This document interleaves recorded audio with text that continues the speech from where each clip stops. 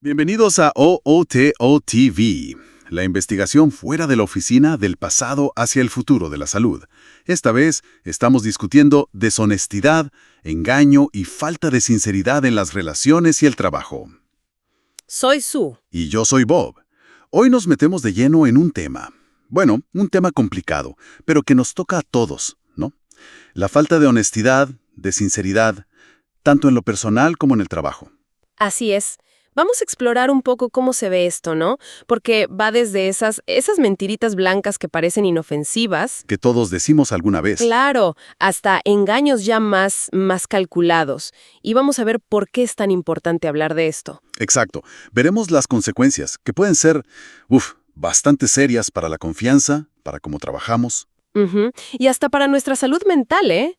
Y también para cómo funcionan las empresas, las organizaciones. Y también, daremos una mirada a esas señales, ¿no? Cómo darse cuenta si alguien no está siendo sincero. ¿Y qué se puede hacer? ¿Qué estrategias hay? Tanto a nivel personal como, bueno, en las empresas para intentar crear un ambiente de más integridad, digamos. Exacto. Todo esto, como siempre, basado en la investigación que recopiló Paul Violo para Otto TV. Empezamos por definir bien de qué hablamos. O sea, ¿cómo se ve esta falta de honestidad en la práctica? Dale, perfecto. Lo primero, y creo que esto es fundamental, es entender que ser deshonesto no es solo mentir directamente. No es solo el sí por no. Exacto.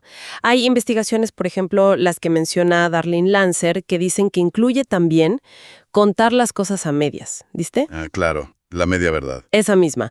O usar un lenguaje súper ambiguo a propósito. Omitir información que tú sabes que es clave para la otra persona. O sea, no decirle algo que sabes que necesita para decidir bien. Justamente. O manipular la verdad, como pues dándole mucho énfasis a unas cositas y minimizando otras que no te convienen. Es, en el fondo, retener información, privar al otro de tomar decisiones informadas. Qué interesante. ¿Y qué me dices de esas frases hechas? Esas que usamos a veces casi sin darnos cuenta. ¿Como cuáles, por ejemplo?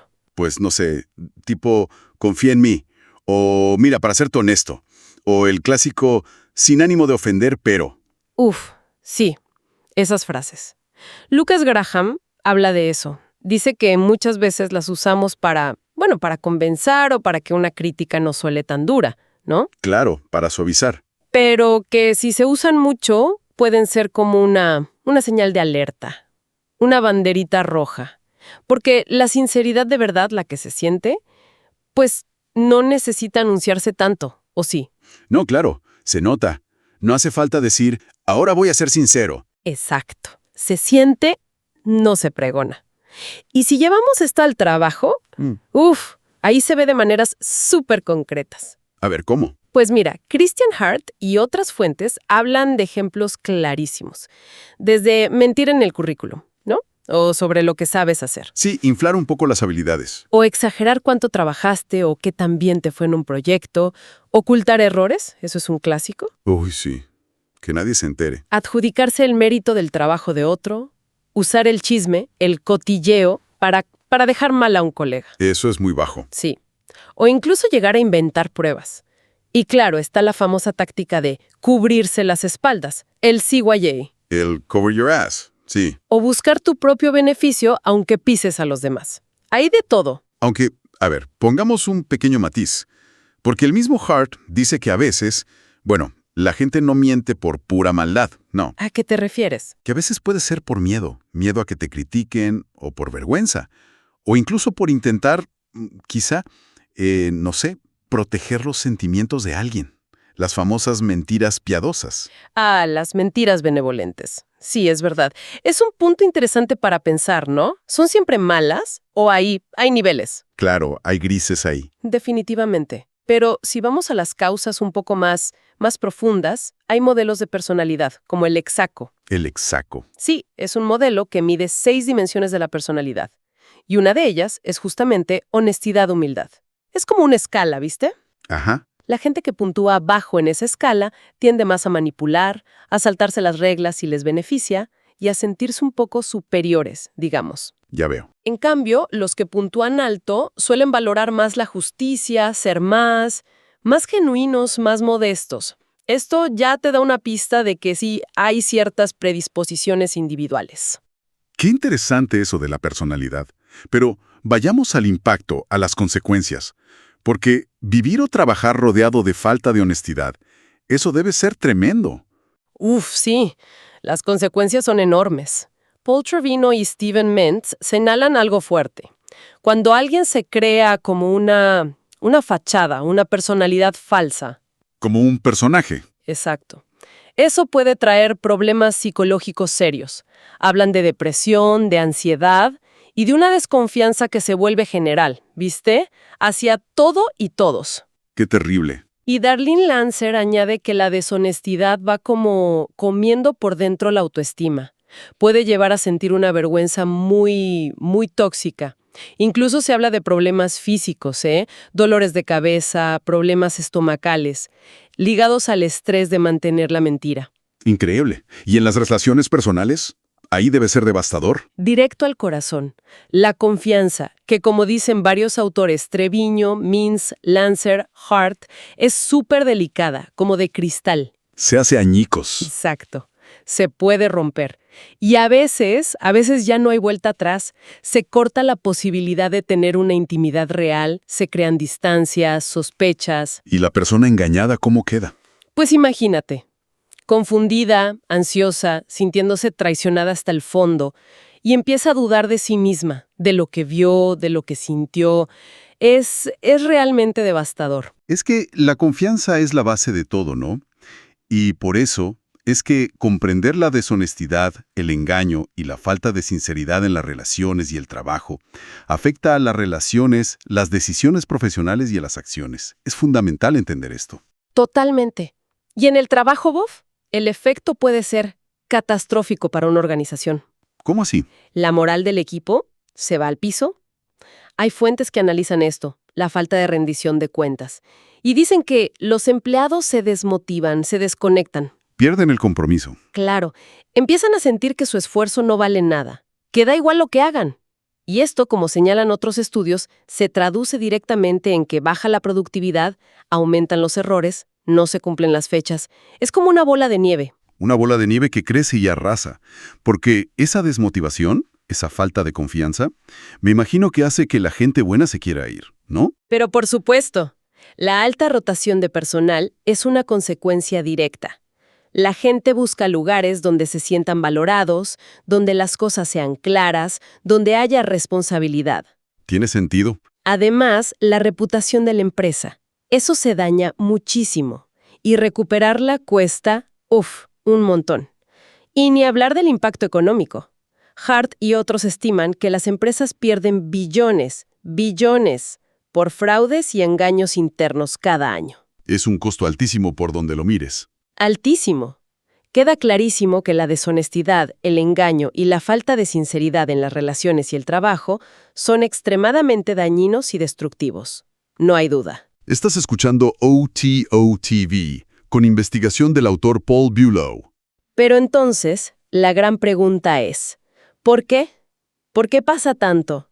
¿Qué lleva a las personas o a los sistemas a caer en esto? Buena pregunta. ¿Qué nos dice la investigación? Bueno, hay factores individuales, claro. Ya mencionamos un poco la personalidad, ¿no? Algunas investigaciones lo ligan a lo que llaman la tríada oscura. La tríada oscura. Suena oscuro. Sí, son rasgos de narcisismo, psicopatía y maquiavelismo. Las personas con estos rasgos más marcados pueden ser más propensas a manipular, a engañar. Entiendo. Pero, ojo, no siempre es eso. Otras veces, como sugieren Hart o Isabella Chase, las razones son más humanas, digamos. El miedo a que te castiguen, una necesidad muy fuerte de pertenecer a un grupo, de encajar, o simplemente protegerte de algo que sientes como una amenaza. O sea, no siempre es gente mala, sino a veces gente con miedo o bajo presión. Exacto. Y ahí entra el peso del entorno laboral, que es enorme. ¿Cómo influye el trabajo? Muchísimo. Hart señala que si te ponen metas que son imposibles de alcanzar, Te presionan demasiado. claro. O si fomentan una competencia interna súper agresiva, donde vale todo con tal de ganar. O si el castigo por cometer un error es desproporcionado. La gente prefiere ocultarlo. Obvio. O incluso si los incentivos están mal diseñados y, sin querer, terminan premiando al que corta camino o pisa a otros.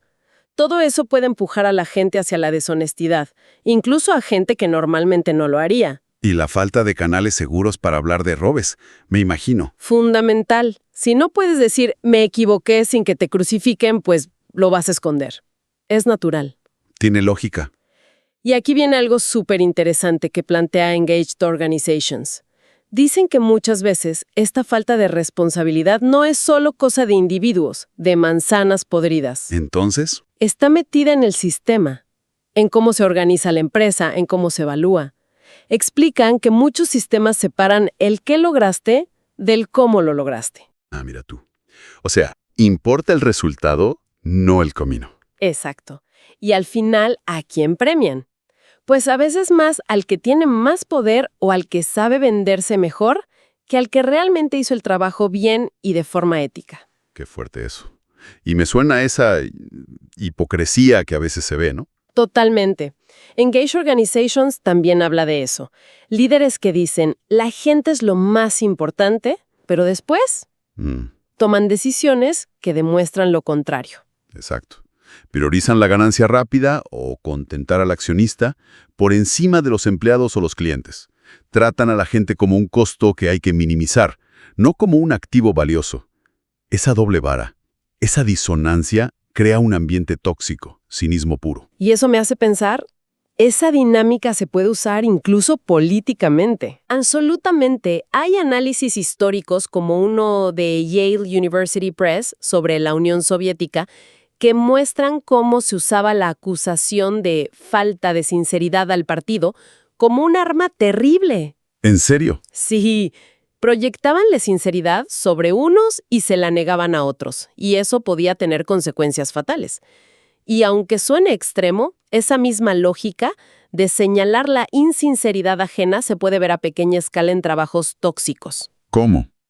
Acusar a alguien de no ser jugador de equipo o no estar comprometido, a veces se usa para marginar, para castigar y desviar la atención de problemas reales del sistema. Uf, qué paralelo más inquietante. Bueno, volvamos a lo práctico. ¿Cómo podemos, digamos, afinar el radar? ¿Cómo detectar esa falta de sinceridad o ese engaño en el día a día? Hay señales. Y sí, Wisdom Guruji mencionan varias. Por ejemplo, notar inconsistencias, que alguien te cuenta una cosa un día y otra distinta después. O que lo que dice no cuadra con cómo actúa, con su lenguaje corporal. Exacto. También las respuestas muy vagas, evasivas. Le preguntas algo directo y te sale con cualquier cosa. O se pone súper a la defensiva, ¿no? Como una reacción exagerada. También. O darte cuenta de que siempre falta información clave. O esas explicaciones súper complicadas para cosas que deberían ser simples. Como que le dan muchas vueltas. Justo. Y bueno, el chisme constante también puede ser una señal. O ver a alguien que sistemáticamente evita hacerse responsable de sus cosas. Entiendo. ¿Y las frases aquellas que mencionamos antes? Las de confía en mí, honestamente, sin ofender. Créeme, si alguien abusa de ellas, ojo, no es garantía, pero es una pista. ¿Algo más? Observar patrones. Hay promesas que se rompen siempre. Alguien proyecta una imagen de perfección total, casi irreal. Nadie es perfecto, no. Si alguien se esfuerza demasiado en parecerlo, quizás algo oculta. Tiene sentido. Y poder ver estas señales, bueno, es que identificar la deshonestidad, el engaño y la falta de sinceridad en las relaciones y el trabajo es crítico para el éxito, tanto personal como de la organización. Totalmente de acuerdo. Ahora la pregunta del millón. Detectamos algo, ¿y ahora qué hacemos? Buena pregunta. ¿Qué sugieren los expertos? A nivel personal, si lo detectas, sobre todo en el trabajo, recomiendan, primero, tomar nota, documentar qué pasó, cuándo, quiénes estaban. Puede ser útil después. Tener un registro. Exacto. Buscar apoyo también es clave. Hablar con recursos humanos, si es el caso, o con un terapeuta o con un amigo de confianza, alguien que te dé otra perspectiva. No guardárselo uno solo. Para nada. Y algo muy importante. Antes de ir a confrontar a la persona, tómate un tiempo para pensar. ¿Por qué crees que lo hizo? ¿Qué impacto real está teniendo en ti? Reflexionar antes de actuar. Buen consejo. Y a nivel de una empresa, ¿cómo se puede construir una cultura donde esto no pase tanto? ¿O donde se maneje mejor? Ahí la clave es un enfoque integral. No hay una sola solución mágica. Varias fuentes coinciden en puntos importantes. Podríamos agruparlos. Primero, la base. Cultura y liderazgo. ¿Qué implica eso? Poner expectativas claras. Que todo el mundo sepa qué se espera en términos de comportamiento ético y responsabilidad.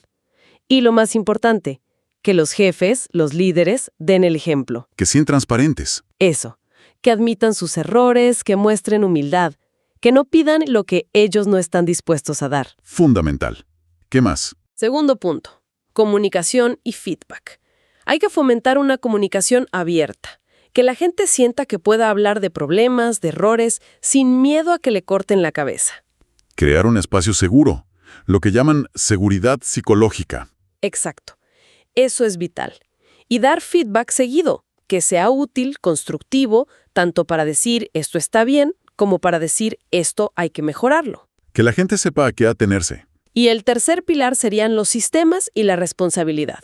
¿A qué te refieres con sistemas? A asegurarse de que la gente tenga lo que necesita para hacer su trabajo.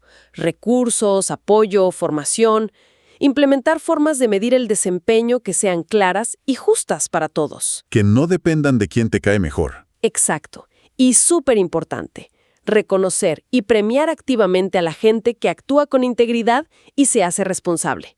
Que se note que eso se valora en la empresa. Dar un enfoque para identificar y desmantelar la deshonestidad, el engaño y la falta de sinceridad en las relaciones y el trabajo mejora la calidad de vida y la funcionalidad de todo el sistema. Y no solo identificar, sino tener un plan. Por eso, diseñar métodos para responder a la deshonestidad, el engaño y la falta de sinceridad en las relaciones y el trabajo mejora la eficiencia y el éxito. Y parte de esos métodos es poner límites claros. Saber qué es aceptable y qué no. Definir restricciones, limitations y límites respecto a la deshonestidad, el engaño y la falta de sinceridad en las relaciones y el trabajo puede construir rutinas efectivas y mucho más sanas. Bueno, si intentamos juntar un poco todo lo que hemos hablado, queda claro que esto de la deshonestidad, el engaño, la falta de sinceridad, es algo complejo, ¿no? Tiene raíces en la persona, en su personalidad. Sí, como vimos con el hexacó o la tríada oscura. Pero también, y mucho, en el sistema, en la cultura del lugar donde estamos, sea la familia o el trabajo. Como decía Engage Organizations. Y el impacto, es innegable. ¿Cómo va minando la confianza? Que es como el aceite del motor de cualquier relación o equipo, ¿no? Buena analogía. Sin confianza, todo rechina. Exacto. Y el daño que hace a nivel psicológico, incluso físico, como decía Lancer. Y cómo perjudica a las empresas en su funcionamiento, en su productividad, en su imagen. Lo vimos con Trevino y Mintz. Es clave poder identificar estas dinámicas. Y es vital conectar las ideas. Entender que a veces la propia estructura, el propio sistema cacique, incentiva o al menos permite que falte responsabilidad. Sí, y que esas pequeñas faltas de sinceridad del día a día, incluso las que vemos en redes sociales y parecen normales, ¿Qué comentas a Mauen? esas mismas, aunque parezcan poca cosa, van como desgastando el tejido social, la confianza mutua. Pero no nos quedemos solo con lo malo, porque la otra cara de la moneda existe y es poderosa, ¿no? Claro que sí. La honestidad. Que no es solo no mentir, sino, como decían Lancer y Hart, tener un compromiso con buscar y decir la verdad. Y la sinceridad. Que nace del interés real por el otro, de la humildad, como dice Lutzgroff. La integridad, la responsabilidad. Esos son los ladrillos para construir relaciones fuertes, equipos que funcionen. Y entornos más sanos, más humanos. Exactamente. Y eso nos deja quizás con una reflexión final para todos los que nos escuchan. Si a veces parece que el sistema a nuestro alrededor, como que premia más la apariencia que la sustancia, ¿no? La fachada sobre la autenticidad. ¿Qué podemos hacer cada uno? ¿Qué compromiso, pequeño o grande, podemos asumir para cultivar esa autenticidad, esa integridad en nuestra propia vida, en nuestro metro cuadrado? Incluso cuando sintamos que todo nos empuja para el otro lado. Es una buena pregunta para llevarnos, ¿no? Definitivamente. Esto fue OOTOTV. con investigación de Paul Bulow. Hasta la próxima.